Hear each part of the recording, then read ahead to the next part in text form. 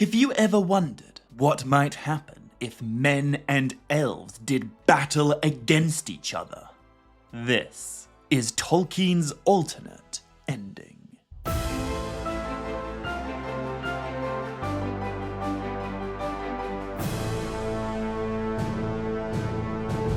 Maya, Govan and Melanine, and welcome to the fifth and final episode in this series explaining and breaking down Tolkien's epic First Age tale of the Doom of Hurin.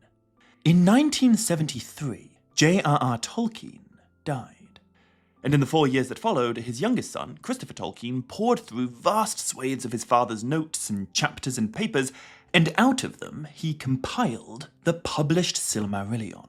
But although Christopher Tolkien spent years meticulously studying every scrap of writing he had access to, he couldn't quite find enough to make full sense of Chapter 22. Fans of the Silmarillion will note this chapter is conspicuously sparse. We learn a great many fascinating and crucial details about the latter part of the First Age, but it's all described in a handful of short paragraphs.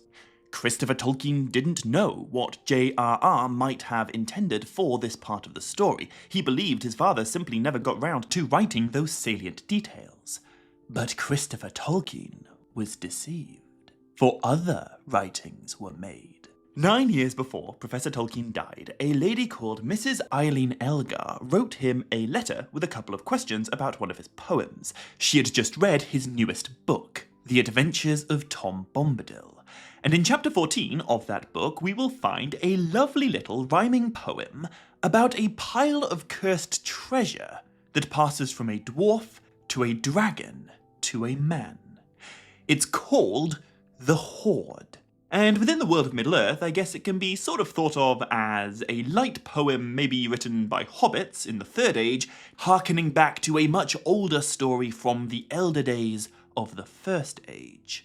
But Mrs. Elgar didn't really know about the First Age. In 1964, there was no published Silmarillion to read. There was only The Hobbit, The Lord of the Rings, and The Adventures of Tom Bombadil.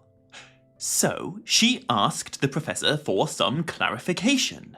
And on the 5th of March 1964, J.R.R. Tolkien replied in the most epic way possible. Through her letterbox, Mrs. Elgar received 3 documents, all contained in the same envelope. First was a typewritten letter answering some of her questions. Second was an amazing hand-drawn family tree explaining some very important lineages called the Kinship of the Half-Elven that all Silmarillion fans will now be familiar with. And third, she received an incredible 9-page manuscript that illuminated a great deal of the backstory to that Tom Bombadil poem. In this manuscript, entitled Concerning the Hoard, Professor Tolkien wrote quite a few details about the latter part of the Elder Days that cannot be found anywhere else. No copy was ever made, and 9 years later, when Professor Tolkien died, Christopher Tolkien had no idea that it ever existed. If he had, Chapter 22 of the Silmarillion would potentially be quite a bit different. Things that should not have been forgotten were lost. Until, in July of 2022, that manuscript was found. It was sold at auction for a ludicrous amount of money, but before entering the possession of some anonymous private collector, it was first scanned into the internet. And thus, its information was finally made available for all the world's Tolkien fans to discover. 49 years after the professor died, 45 years after the Silmarillion was published, we at last got to read new details that shine a new light on Tolkien's lost tale, illuminating a previously untold ending to the tale of Húrin Thalion. So, in this episode, I will use that manuscript concerning the Hoard, along with a few other notes from the Tale of Years and a smattering of speculation, to try and tell an alternate version of this story's conclusion. the version we might have gotten if Tolkien had lived longer and added more to the end of the Silmarillion. But before I begin, there are, I guess, 3 caveats to make first. Caveat number 1, even with this 9-page manuscript, the story is still very sparse. There's still a lot that we have to build with our imaginations, and still a great deal of wiggle room in how these events might be interpreted. Caveat number 2, the majority of information in this manuscript pertains to the next story of the First Age, the tale of the Silmaril of Doriath, which I'll talk about in the next series. So for this episode, I'll only cover what's relevant to Hurin's life. And caveat number 3, feel free to disagree with me on this, but some fans, potentially myself included, might argue, although this later version of the story is more true to Tolkien's final intent than what we get in the Silmarillion, what we get in the Silmarillion is the more satisfying story. I'm making this because I think the later version is fascinating and certainly worth talking about, but I don't think it's outrageous to suggest it's a lot darker and a lot more depressing. And I'm aware the original version is already pretty dark and depressing, so when building your personal headcanons concerning what actually happened to these characters, feel free to include or discard as much of this as you please. Anyway, with all that said, let's jump into Tolkien's alternate ending for the Tale of the Doom of Hurin. And I guess the most salient difference between this alternate ending and the Silmarillion ending is that in the Silmarillion, Hurin travels alone, and there's no mention of his time spent in Brethiel. But in this version, Hurin is the leader of a large gang of men, which Tolkien describes as a great company of violent outlaws. And this company forms the crux of what I'm going to talk about today. So, first question, who's in it? Well, the only 2 guys that ever get names are Usgon of Dorlomin and Ragnir the Tracker, although neither of them are actually named in concerning the Hoard, only in the War of the Jewels. And, to be honest, apart from the fact that Ragnir exists and he's the youngest of the men from Dorlomin, there isn't much else more to say about him. But Usgon is more important. After he and his men are reunited with Hurin following the whole Brethiel debacle, their company is reinforced by a number of woodmen from the House of Haleth. Usgon is elected captain of this company, but despite holding the highest rank, in all matters he still defers to his lord Hurin to give the actual commands. And Hurin's first command, the company must follow him west to Nargothrond. We can only speculate on what the dynamics might have been like within this violent company. Did everyone recognize Usgon as their captain? Was everyone equally loyal to Hurin? Did the most violent outlaws have any conflict with the more morally upstanding men of Dorlomin and Brethiel? Or did the morally upstanding men simply devolve into violent outlaws over time? I'm afraid we simply don't know. But what we do know, eventually, Hurin and his great company arrive at the ruined realm of Nargothrond, and there they encounter its sole inhabitant, Mime the Petty Dwarf. And as I talked about at length in the last episode, when Hurin meets Mime, Mime ends up dead. However, in this alternate version, we are told that it was by the weapons of the outlaws that Nargothrond was taken, and so this opens up the possibility it might have been them who murdered Mime.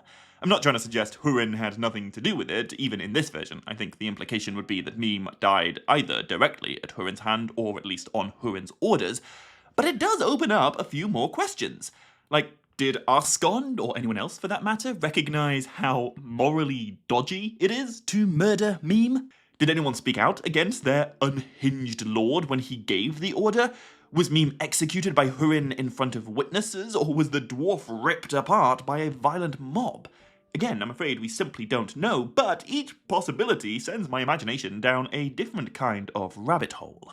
Regardless, though, after Mime's death, Nargothrond is sacked by Hurin's outlaws.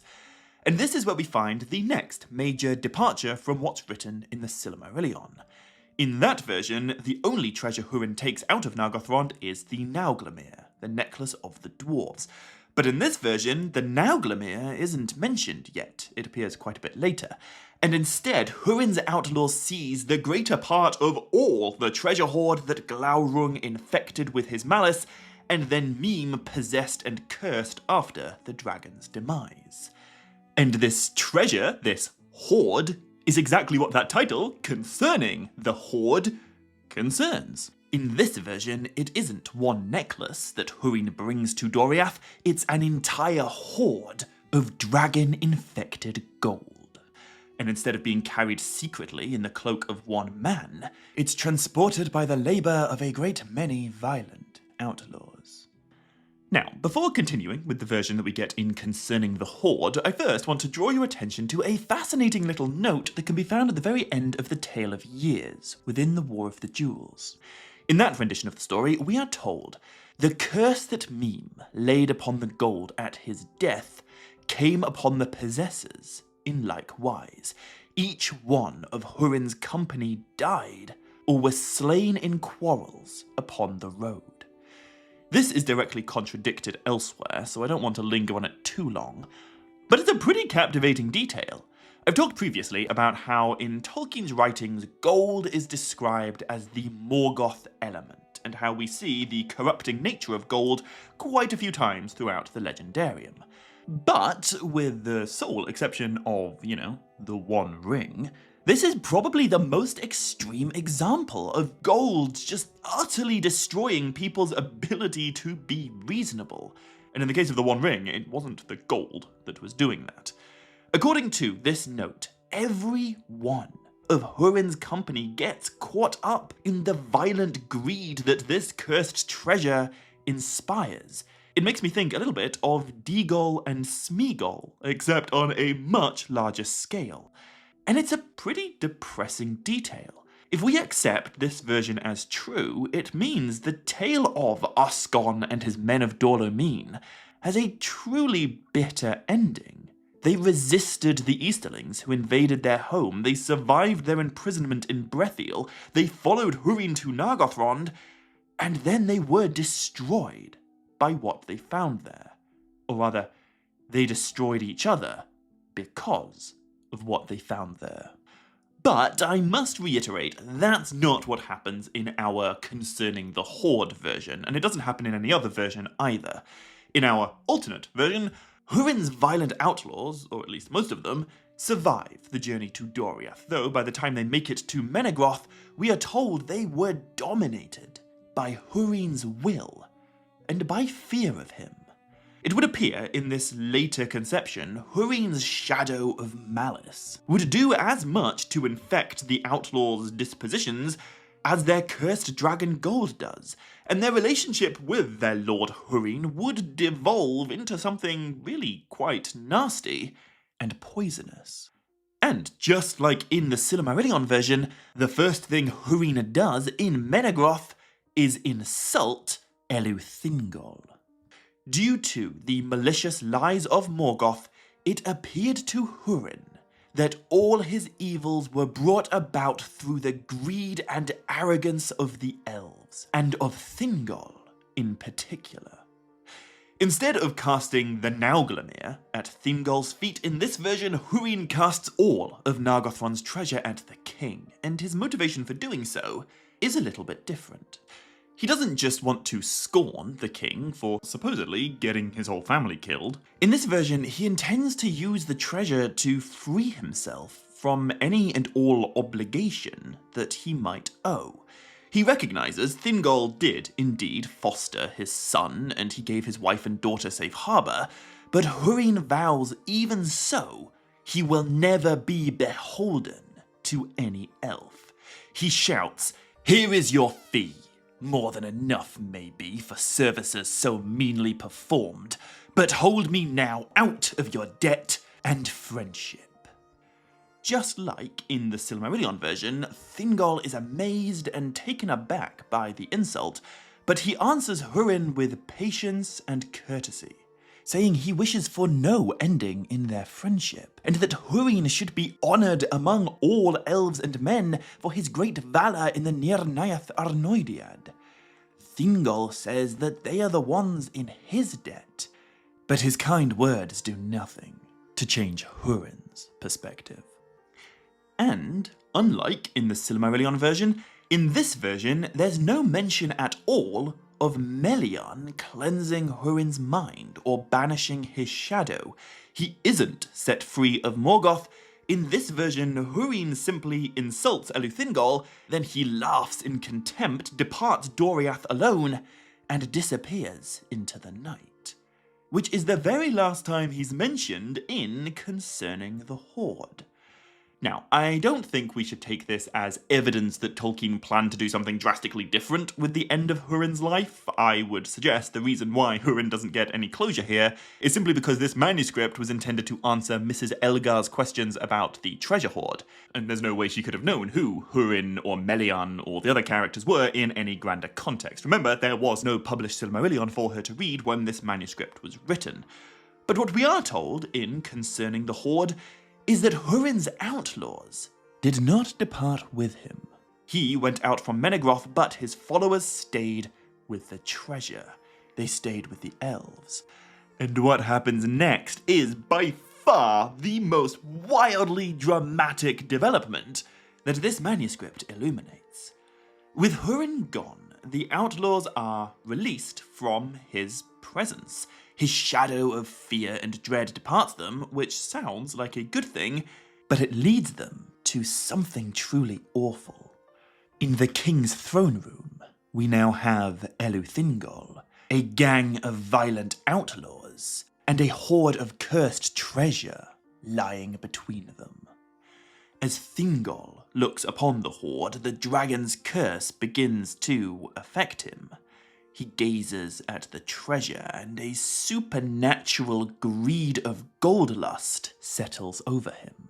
Unfortunately, the same thing happens to the outlaws. Apparently, they didn't know Hurin was intending to aggressively gift the gold to Eleuthingol, and now they claim it as their own. It was taken by their weapons, by their labour. At least in this version, it was carried to Menegroth by them. And even though Hurin cast the treasure at Thingol's feet, in the minds of the outlaws, that does not make it the Elf King's property. But Thingol staunchly disagrees. It was given to him by Hurin. Everyone saw it. Who cares what happened before? Now, Nargothron's cursed treasure hoard belongs to the king of Doriath. And so, in Concerning the Hoard, we are told about a heinously awful event that's never mentioned anywhere else in any other writings. But if we accept it as true, it would have to go down as one of the greatest tragedies in Belarion's history, one of Morgoth's greatest achievements. The Edain, whom Hurin led to Menegroth, men of the houses of Hador and Haleth, draw their weapons, and they do battle with the Eldar of the Thousand Caves. This is the only time in Middle-earth's history where something like that happens. It's true, sometimes elves will kill men, and vice versa, but in those instances, it's wicked men in the service of either Morgoth or Sauron or Saruman being killed as an act of war. You know, think Legolas killing Dunlendings at Helm's Deep. But the idea that Eldar and Edain would ever butcher each other without any orcs or Dark Lords present is abhorrent. Even the Black Númenóreans, horrendous Sauron-worshipping Edain of the Second Age, didn't murder elves as far as we know. We could speculate maybe some elves did die in the Númenórean conquest of Middle-earth, but that's not something Tolkien wrote. That's just a guess, and even if it were true, there have never been any battles between Eldar and Edain. Yet in this lost manuscript, Tolkien explicitly tells us blood was spilled on either side.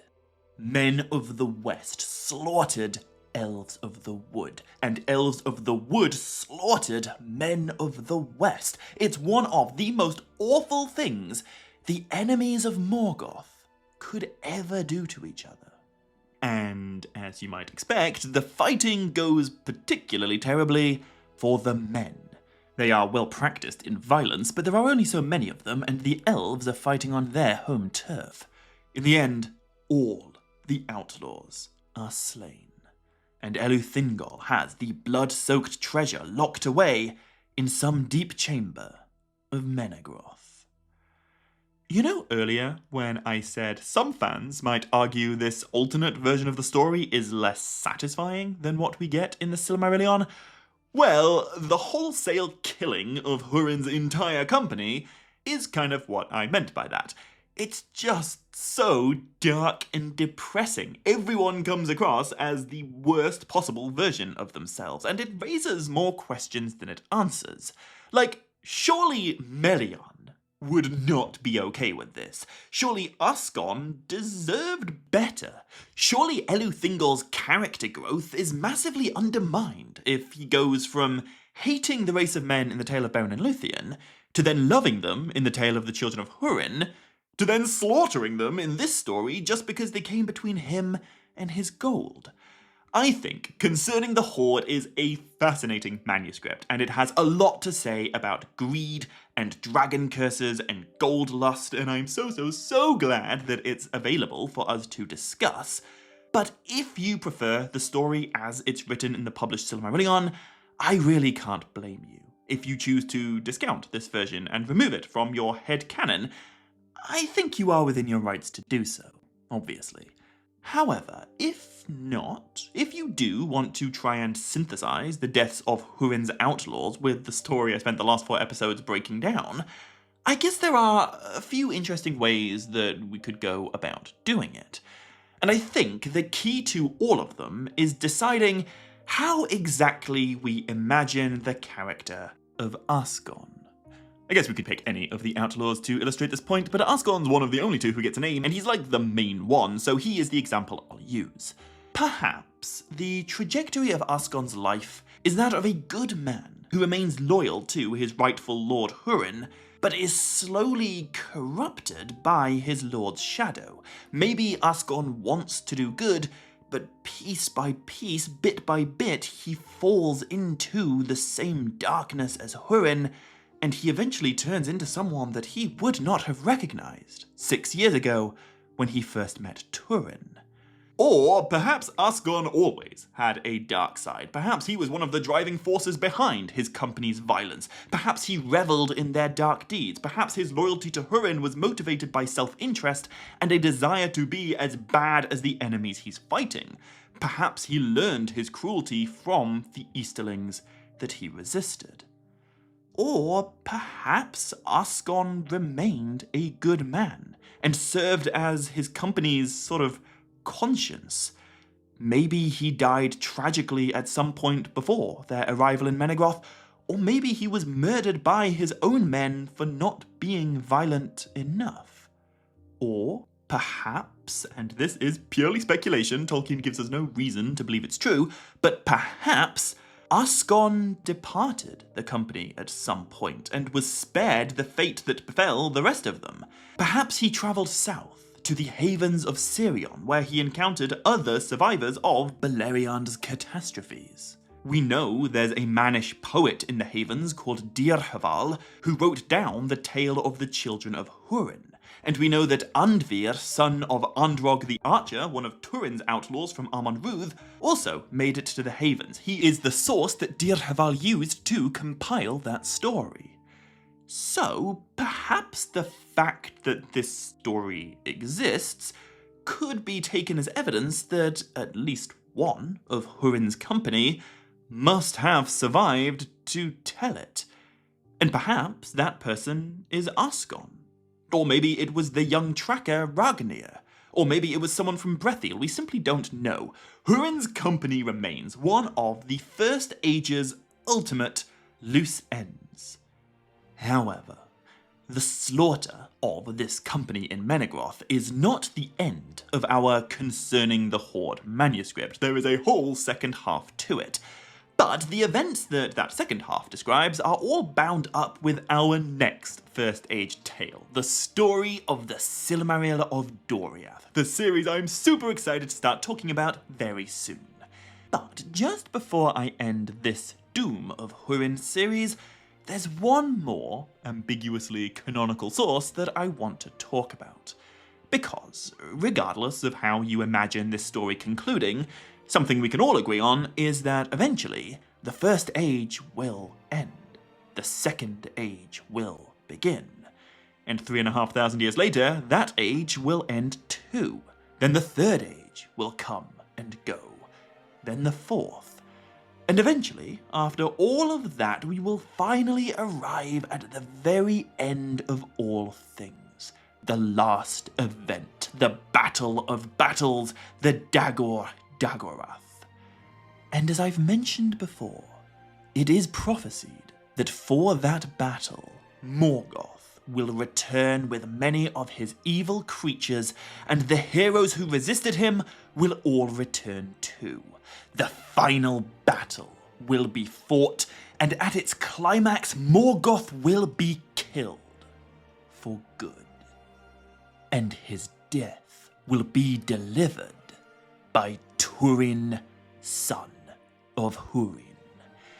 It's very awesome to put oneself in Turin's shoes at that moment, but right now I want to imagine the Dagor-Dagorath not from Turin's perspective, but from his father's.